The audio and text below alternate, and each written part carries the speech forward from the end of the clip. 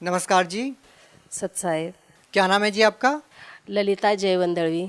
कहाँ से आए जी आप? पुणे महाराष्ट्र, वाघोली। संत रामपाल जी महाराज जी से कब जुड़े आप? 7/8/2016।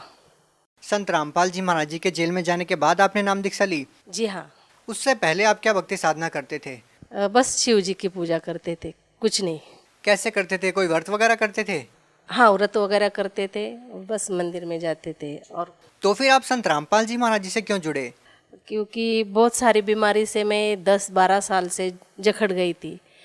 क्या बीमारी थी आपको? मेरे को रीढ़ की हड्डी में 3 जगह मनके में गैप था, और मेन जो माकड़ हड्ड बोलते उसमें बाक है, और भूत बाधा तो बहुत थी। उसी चक्कर में मैं बहुत साल गुजारे, झाड़ फूट भी हो गई, दवाई भी हो गई, मैं बहुत परेशान हो गई। उस चक्कर में कम से कम 8-10 लाख तो मेरे यही चले गए। फिर ऐसा हुआ कि मैं उठ नहीं पा रही थी बिस्तर से। उसके वजह से फिर ऐसे लोग, मतलब सारे रिलेटिव, सारे रिश्तेदार मुझे देखने आते थे कि मतलब ये कम उम्र में इसको इतनी बीमारी है। और बीमारी जो जाओ, मुझे MRI किया और सब कुछ किया, फिर उसमें सब सारे रिपोर्ट नॉर्मल आते थे, फिर बीमारी नहीं छूटती थी। और खाना तो बहुत ही दूर की बात थी, बस चाय पीती थी, कभी कभी दाल चावल, बस उसके अलावा कुछ नहीं खाती। संत रामपाल जी महाराज जी की शरण में कैसे आए? जो एक मेरा लड़का है बड़ा, वो 2009 से जुड़ा था, तो मेरी ज़्यादा बीमारी देख के वो आया, बोला कि सत्संग सुनने चलोगी? मैं बोली अभी आज भी मरी, कल भी मरना है, तो एक बार ले चलो मुझे, मैं चली आऊँगी। फिर वो यहाँ सत्संग सुनने आई। इतनी तकलीफ़ हुई, मैं बैठ नहीं सकती थी, इतनी तकलीफ़ हुई। फिर मैं बोले अगर सच में भगवान है तो मुझे यही बैठे बैठे ठीक कर दे।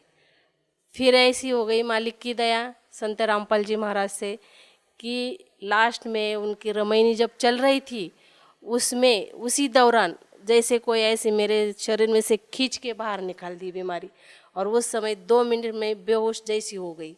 इतनी बीमार हो गई, तो ऐसे में मेरा लड़का बोला इसको लाके, चाहे मैंने गलत किया क्या, कुछ उसको ऐसा लगा मतलब बीमार ज़्यादा हो गई क्या, लेकिन नहीं, परमात्मा ने, संत रामपाल जी महाराज ने मेरी बीमारी ऐसी निकाल दी। फिर उसके बाद 2016 मतलब 7-8 आखिरी दिन था। उसके बाद आज तक मुझे एक दवाई नहीं लग रही है, ना सलाइन चढ़ रही है, ना कुछ भी। संत रामपाल जी महाराज जी से नाम दीक्षा लेने के बाद और क्या लाभ मिले आपको? ये सारे के मतलब जो हमारे घर में मुझे भूत प्रेत बाधा सताती थी, वो भी ख़त्म हो गई। और घर में छोटा पोता था मेरा, उसको भी तो डेली भूत बाधा होती थी कि रोज़ उसको दिखाने जाओ, और उसको वो जो बोलते खाना भूत का होता है देना पड़ता था। नाम लेने के मात्र मैंने, फिर उसको एक दिन भी भूत बाधा नहीं हुई, ना मुझे प्रेत बाधा हुई। इतनी प्रेत बाधा होती थी मुझे पहले कि मैं इतनी चिल्लाती थी तो घर के सारे लोग जग जाते थे और उठ को मुझे देखने आते थे। क्या हुआ अगर वो मुझे पूछते तो मैं उनको उसी हिस्से में थप्पड़ मार देती थी, लेकिन मुझे कुछ याद नहीं रहता था। वो बोलते तुमने मार देते थे। मैं बोली मैं क्यों मारूंगी, बल्कि मैं तो बीमार रहती थी, लेकिन ये भूत मेरे से बहुत सताते थे।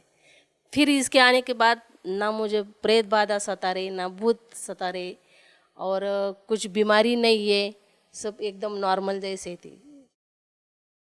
और क्या लाभ हुए? अभी ऐसे लाभ तो छोटे मोटे लाभ तो डेली परमात्मा दे रहे संत रामपाल जी महाराज, क्योंकि मैं टॉयलेट तक नहीं जा पाती थी, तो मैं अपना सारा काम खुद करती थी।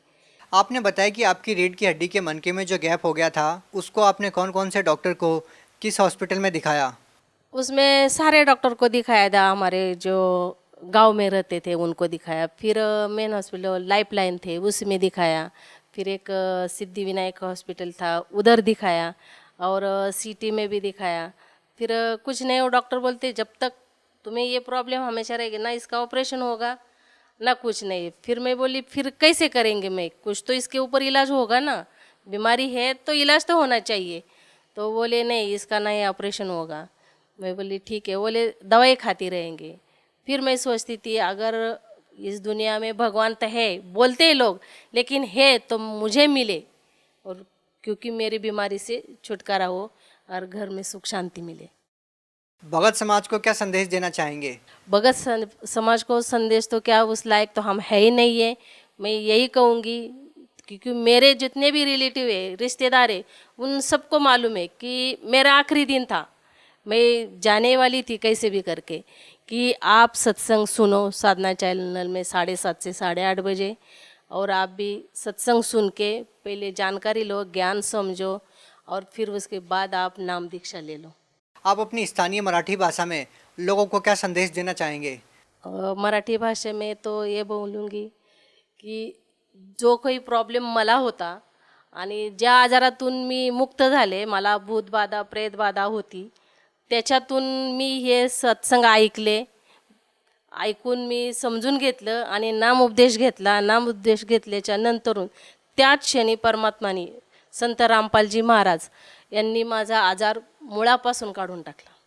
बहुत बहुत धन्यवाद. सच्चा आहे.